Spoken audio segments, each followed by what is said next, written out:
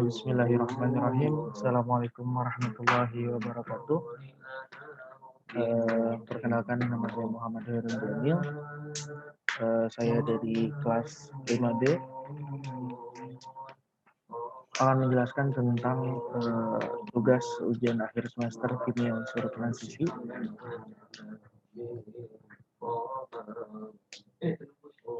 Soal yang pertama adalah Anda mempunyai larutan kompleks ion Ti3 berikut ini, yaitu TiH2O6 3+, TiN3 3+, dan TiCl6 3-, dan untuk nomor atom Ti sama dengan 22. Nah, pertanyaan yang pertama adalah gambarkanlah skema pembelahan orbital di ketiga kompleks tersebut dilengkapi dengan pengisian elektronnya berdasarkan teori medan kristal.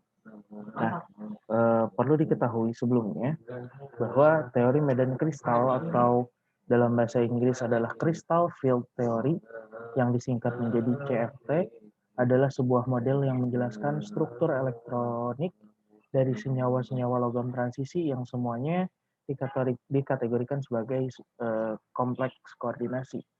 Nah, CFT ini berhasil menjelaskan beberapa sifat-sifat magnetik warna, entalpi hidrasi, dan struktur spinal senyawa kompleks dari logam transisi. Tetapi ia tidak bisa atau tidak ditujukan untuk menjelaskan ikatan kimia. Nah, CFT sendiri dikembangkan oleh fisikawan yang bernama Hans Bethe dan John Hasbrouck van Vliet pada tahun 1930.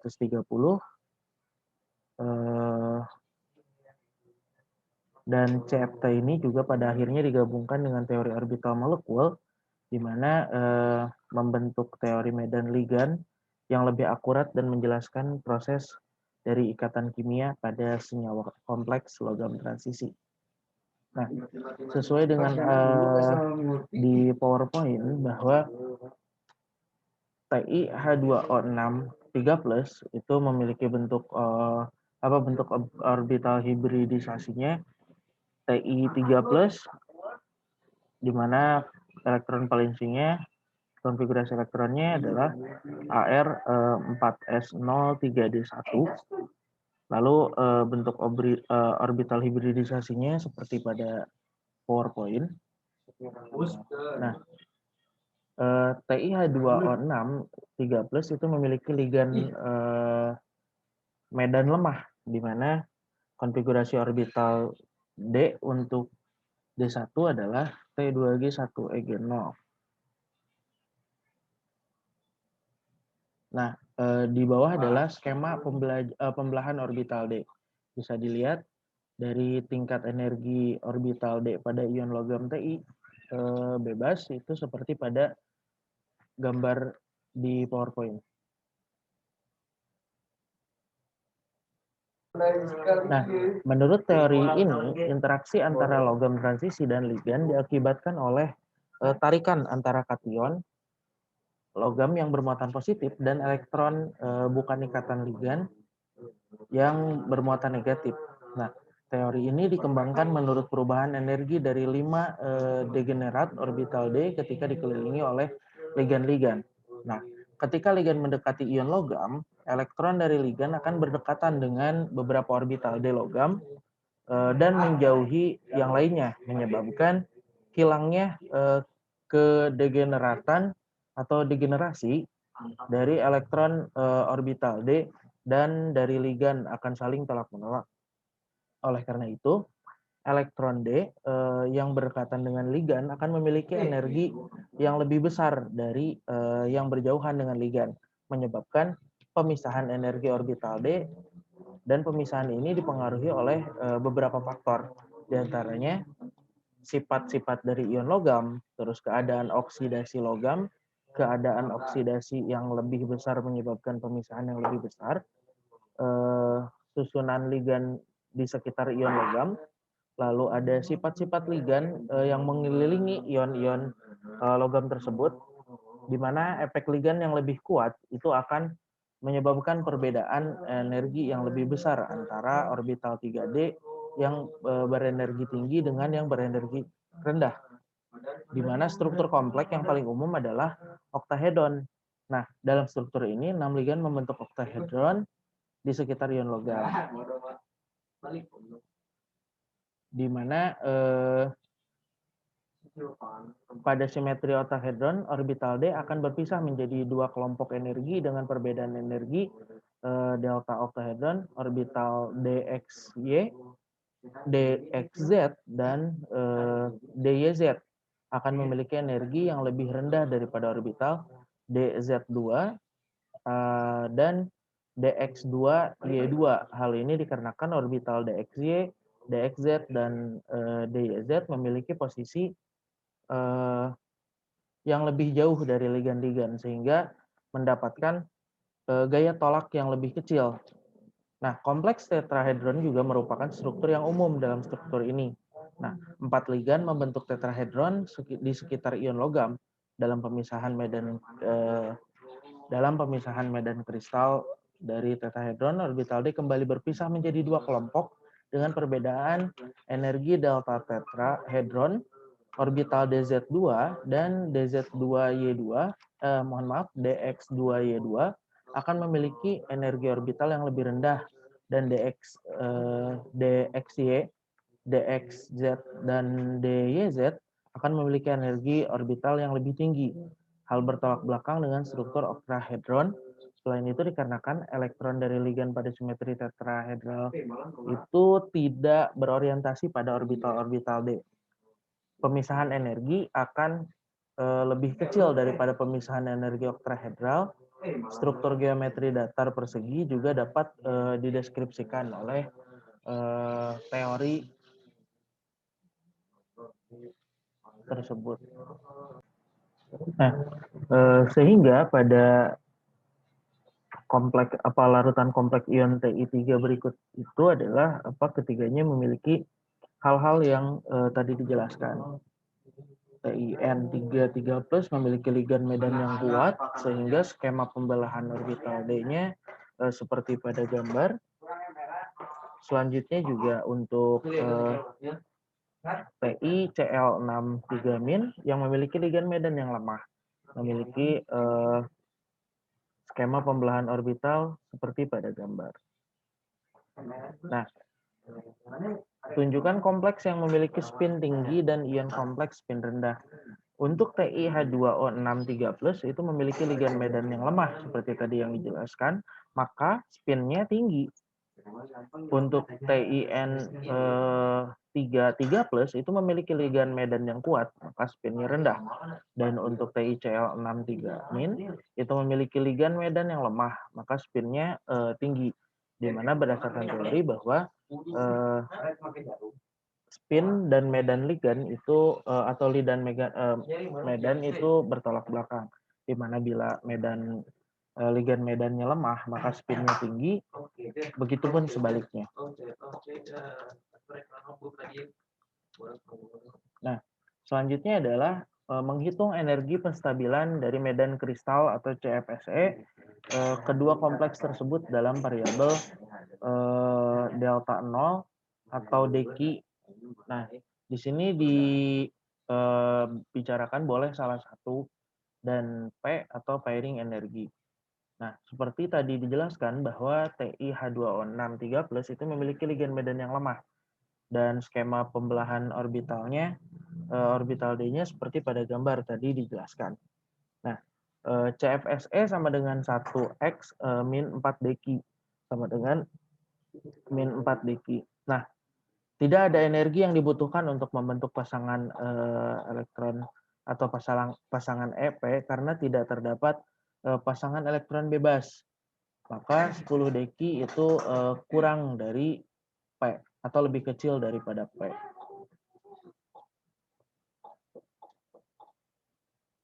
Selanjutnya untuk TiN33+ memiliki medan ligan atau ligan medan yang kuat, di mana skema pembelahannya pun telah digambarkan seperti pada gambar. Di sini dikatakan bahwa tidak ada energi yang dibutuhkan untuk membentuk pasangan dikarenakan atau energi pairing dikarenakan tidak terdapat pasangan elektron bebas pula. Mengapa tadi? Karena elektron valensinya tadi dikatakan 1 dan dalam skema pembelahan orbitalnya tidak ada pasangan elektron bebas. 10 deki itu lebih besar daripada P. Jadi kalau misalkan bisa dilihat di sini adalah variabel delta 0 atau dekinya itu atau penstabilannya itu lebih besar daripada PQ. Mohon maaf, daripada P. Nah, seperti tadi telah dijelaskan, karena ketiga larutan tersebut tidak memiliki pasangan elektron bebas, maka sudah jelas bahwa pairing energinya atau P-nya itu tidak memerlukan energi untuk membentuk pasangan dikarenakan tadi tidak ada pasangan elektron bebas. Nah, adapun dikarenakan memiliki medan ligan atau ligan medan yang lemah, maka deki itu lebih kecil daripada pairing energi atau P. Nah, selanjutnya, di antara ketiga ion kompleks tersebut, manakah yang menunjukkan absorpsi dengan panjang alfa paling pendek di dalam spektrum sinar tampak?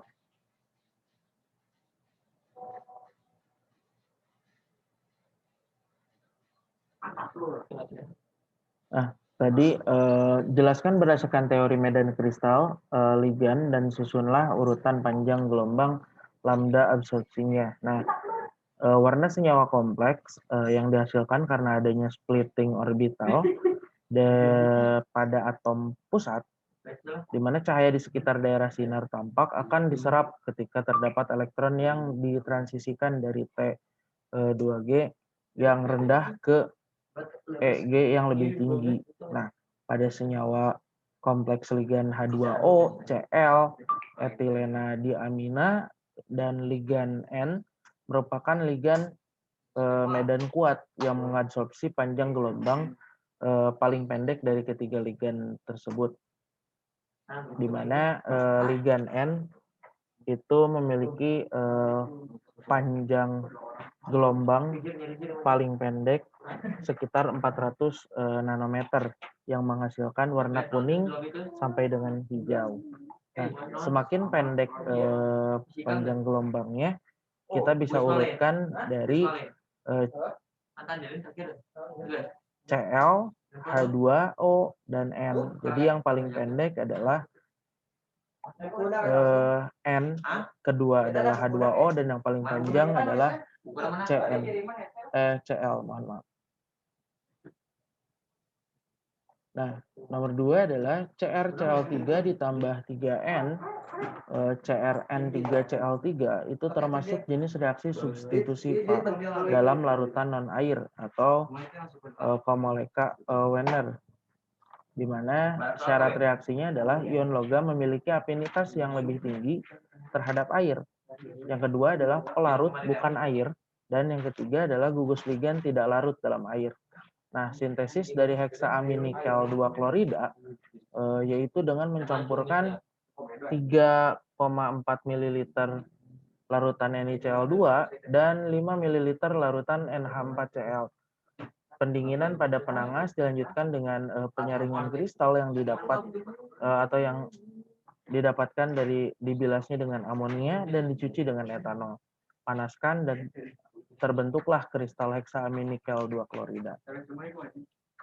Nah, yang pertama, jelaskanlah fungsi senyawa di atas dalam aplikasi senyawa kompleks di bidang kesehatan. Nah, senyawa EDTA atau asam etilen diamin tetraasetat merupakan ligan polidentat yang dapat berkoordinasi dengan suatu ion logam lewat kedua nitrogen dan keempat gugus karboksil atau disebut juga dengan ligan multidentat yang mengandung lebih dari 2 atom koordinasi per molekul. Nah, senyawa ini juga digunakan dalam bidang kesehatan seperti terapi kelasi EDTA, yaitu pemberian dosis obat yang disebut dengan asam etilen diamin tetra asetit yang dimasukkan ke dalam aliran darah melalui jalur intravena. Nah, obat tersebut juga mengikat dalam aliran darah. Nah, teori dibalik menggunakan terapi helasi untuk penyakit jantung adalah obat yang digunakan untuk pengobatan yang mampu mengangkat atau mengangkat kalsium, mengikat kalsium yang ada pada deposit lemak atau plak di arteri setelah mengikat kalsium plak hanyut melalui aliran darah.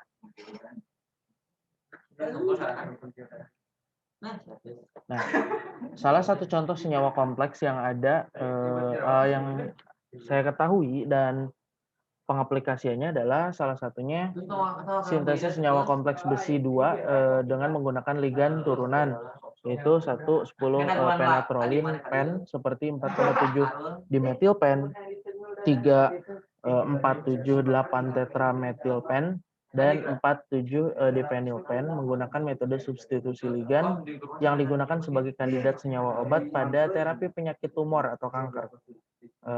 Di mana kompleks mixed ligan ini disintesis dengan reaksi substitusi ligan dari trispenatrolin atau MPen 3,2-min dengan memanfaatkan sifatnya yang stabil. Mohon maaf, yang labil terhadap proses rasemisasi. Mungkin hanya itu saja yang dapat saya jelaskan. Kurang lebihnya saya mohon maaf. Wassalamualaikum warahmatullahi wabarakatuh.